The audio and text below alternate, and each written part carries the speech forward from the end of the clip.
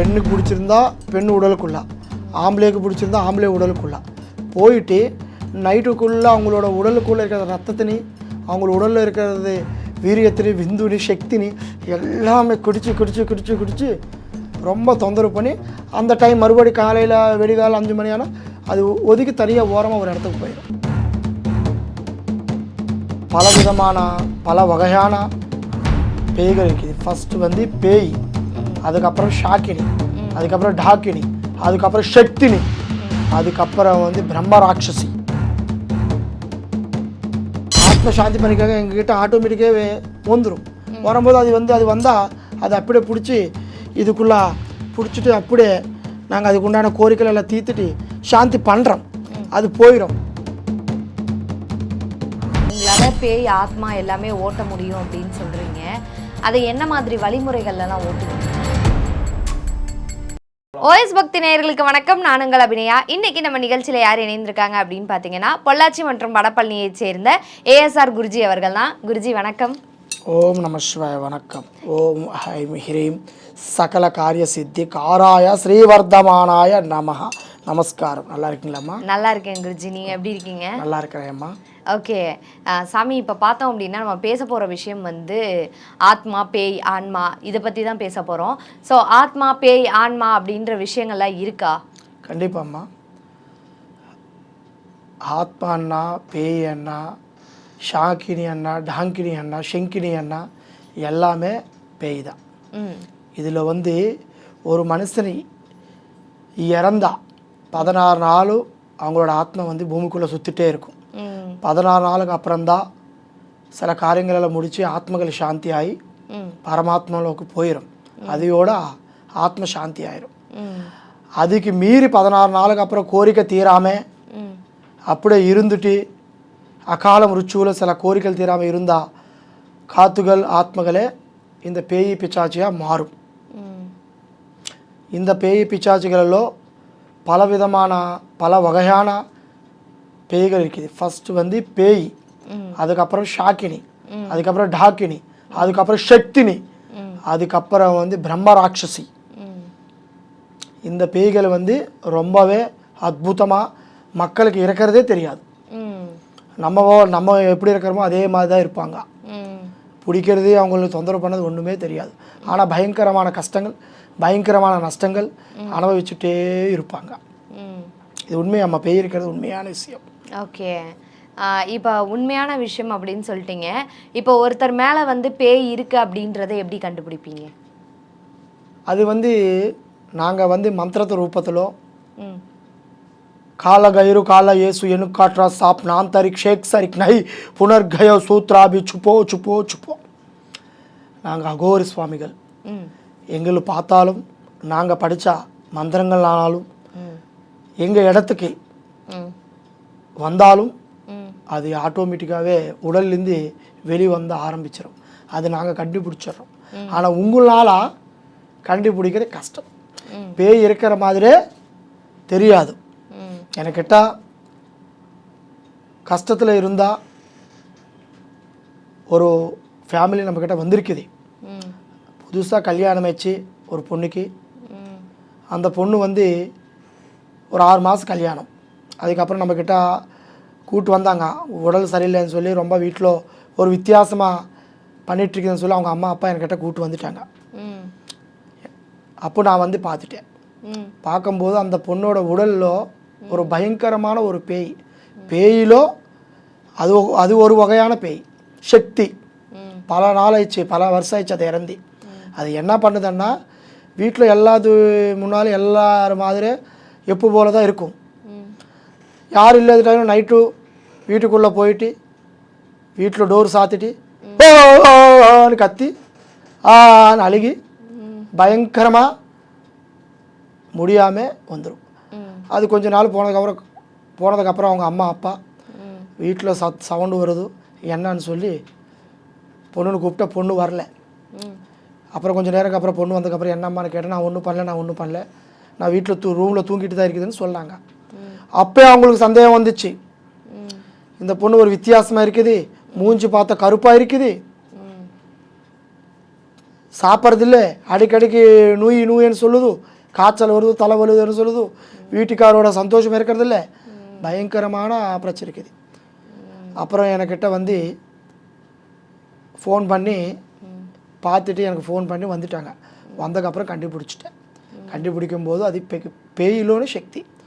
அது பிடிச்சி ரொம்ப பல வருஷம் ஆயிடுச்சு, 2-3 வருஷத்துக்கு மேலே தான் ஆயிடுச்சு, 3.5 வருஷம் ஆயிடுச்சு. அந்த பொண்ணு ரொம்ப தொந்தரவு கொடுத்து சத்து போகிறதுக்கு தான் அமாவாசை பௌர்ணமி வந்தால் தூக்கு போட்டு இறந்துருக்கிறதா 2 முயற்சி பண்ணிச்சாம். அது அவர் வீட்டுக்காருக்கு தெரியும். அவர் வீட்டுக்காரர் என்ன நினைக்கிறாரு, ஏதோ சண்டா சத்துருவாயே இந்த பொண்ணு கோபமும் ஜாஸ்தியாக இருக்கிறதுனால இப்படி பண்ணுதுன்னு நினைக்கிறாரு. ஆனால் என்கிட்ட வந்ததுக்கப்புறம் தான் நான் கண்டுபிடிச்சிட்டேன் அதுதான் பேய். அப்புறம் வந்து நான் மந்திரம் போட்டு தெய்வசக்தி தெய்வ யந்திரங்கள் இந்த மாதிரி அஷ்டதிக்பந்தன யந்திரங்கள் வச்சு மந்திரம் படிச்சுட்டு கால கைரு கால இயேசு எனுக்காற்ற சாப் நான் தரிக் ஷேக் சரிக் நஹி புனர்கயோ சூத்ராபி சுப்போ சுப்போ சுப்போ ஆனால் அந்த பொண்ணு உட்கார வச்சுட்டு ஆத்மனை வர சொன்னால் இதில் வந்துச்சு. இப்படி பிடிச்சிட்டு அந்த ஆத்மக்கு சாந்தி பண்ணி அந்த பொண்ணுக்கு எலுமிச்சு பழம் மந்திரம் பண்ணி அனுப்பிட்டேன். இப்போது அந்த பொண்ணு 2 குழந்தைகளோட வீட்டுக்காரோட சந்தோஷமாக அற்புதமாக வாழுது. ஓகே. ஸோ இப்போ வந்து நிறைய பேர் வந்து நைட்டில் மட்டும் கத்துவாங்க. இப்போ எனக்கு தெரிஞ்ச ஒருத்தவங்க இருக்காங்க. அவங்க எப்படின்னா நைட் டைமில் மட்டும் 1 மணி 11 மணி 12 மணி இந்த மாதிரி டைமில் மட்டும் அவங்களா இருக்க மாட்டாங்க. அவங்களோட குழந்தைங்க வந்து அவங்கக்கிட்ட பால் குடிக்க மாட்டாங்க. அந்த டைமில் மட்டும் சேராமல் அழுதுகிட்டே இருப்பாங்க. இந்த மாதிரி விஷயங்கள்லாம் இருக்குல்ல, அது எதனால் நடக்குது? இப்போ வந்து சாமி கடவுள் வந்து கோயில் வந்து காலையில் 4 மணி 5 மணிலேருந்து நைட்டு 8 மணி 12 மணி வரைக்கும் தான் எல்லா கோயிலும் ஓப்பனில் இருக்கும். அப்போ தெய்வ பவர்கள் இருக்கும். எல்லா கோயிலும் தெய்வ சக்திகள் இருக்கிறதுனால அப்போ துஷ்ட சக்தி இந்த பேய் பிச்சாச்சிகள்லேருந்து வெளியில் சுத்த முடியாது. சூரியன் அஸ்தமாயம் சாயந்தரம் மேலே வந்து தெய்வ சக்தி எப்போ கம்மியாகுமோ அந்த டைமில் வந்து இந்த பேய் வந்து கண்டிப்பாக நீங்கள் சொன்ன மாதிரி வீட்டுக்குள்ளே வந்துட்டு அவங்க உடலுக்குள்ளே எந்த மனுஷனுக்கு பிடிச்சிருக்குதோ, ஒரு பெண்ணுக்கு பிடிச்சிருந்தா பெண் உடலுக்குள்ளே, ஆம்பளைக்கு பிடிச்சிருந்தா ஆம்பளை உடலுக்குள்ளே போயிட்டு நைட்டுக்குள்ளே அவங்களோட உடலுக்குள்ளே இருக்கிற ரத்தத்தினி, அவங்களோட உடலில் இருக்கிறது வீரியத்தினி, விந்துனி, சக்தினி எல்லாமே குடிச்சு ரொம்ப தொந்தரவு பண்ணி அந்த டைம் மறுபடி காலையில் வெடிகாலம் 5 மணி ஆனால் அது ஒதுக்கி தனியாக ஓரமாக ஒரு இடத்துக்கு போயிடும்.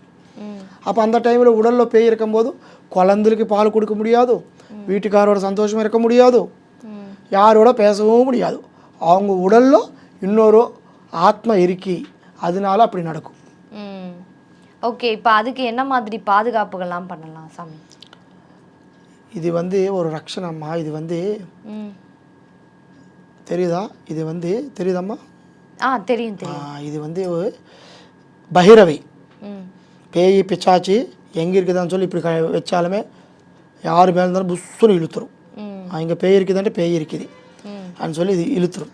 இது இருக்கும்போது இந்த இடத்துல பேய் இருக்குது, இந்த இடத்துல பேய் இருக்குது அண்ட் இந்த இடத்துக்கு வந்து ஒரு பவர் இல்லை, பாசிட்டிவான ஒரு எனர்ஜி தெய்வசக்தி பவர் இதில் இல்லை, அதனால இங்கே பேய் வருது, அந்த மனுஷன் மேலே பிடிக்குது.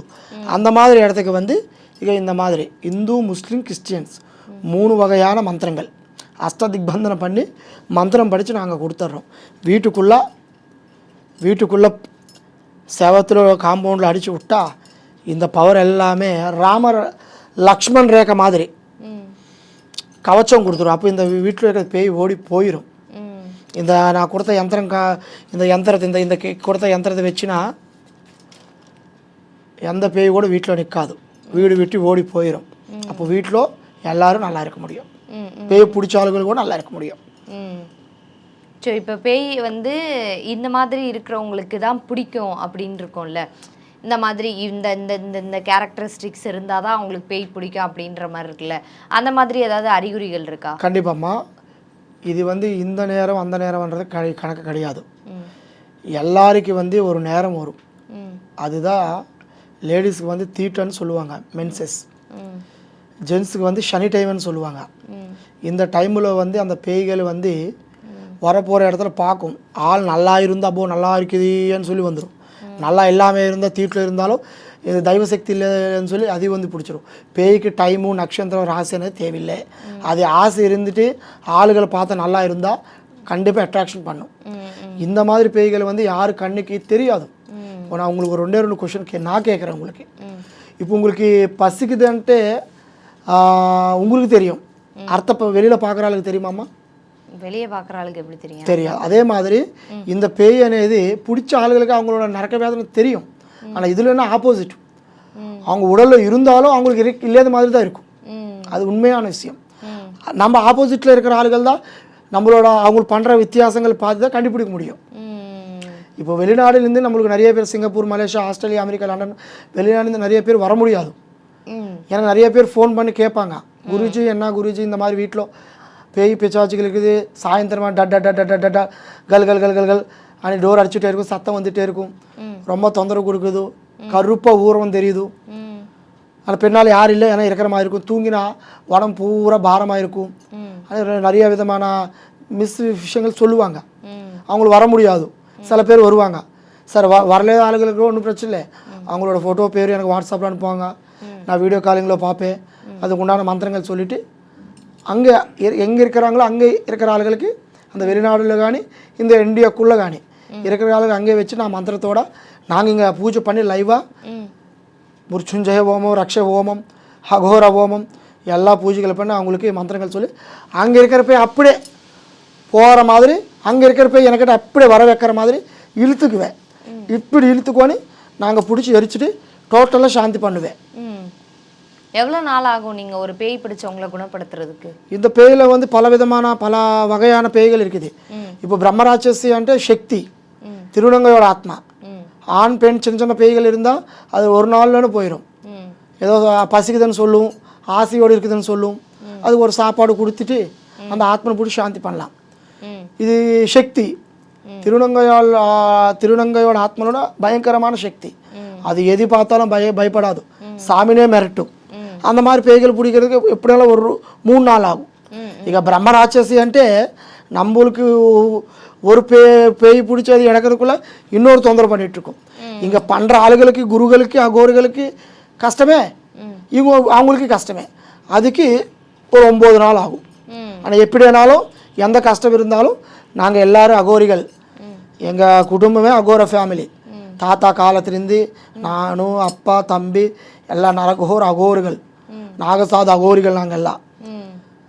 இது எல்லாமே நாங்கள் இந்த பேய்கள் எங்கே இருந்தாலும் அவங்க வரலைனாலும் பிரச்சனை, கஷ்டத்தில் இருந்தாலும் ஒரு ஃபோன் பண்ணாலும் இந்த பொள்ளாச்சியில் நாங்கள் எங்களோட ஆசிரமம் இருக்குது, ஸ்ரீசைலமில் எங்களோட ஆசிரமம் இருக்குது, வடபழனியில் இருக்குது, ஹைதராபாத்தில் இருக்குது. எங்கே இருந்தாலும் உங்களுக்கு எந்த கஷ்டம் இருந்தாலும் என் நம்பருக்கு ஃபோன் பண்ணாலும் நாங்கள் அது அந்த பேய் பிசாச்சு எப்படி இருந்தாலும் உங்களால் கண்டுபிடிக்க முடியலனாலும் பிரச்சனை இல்லை.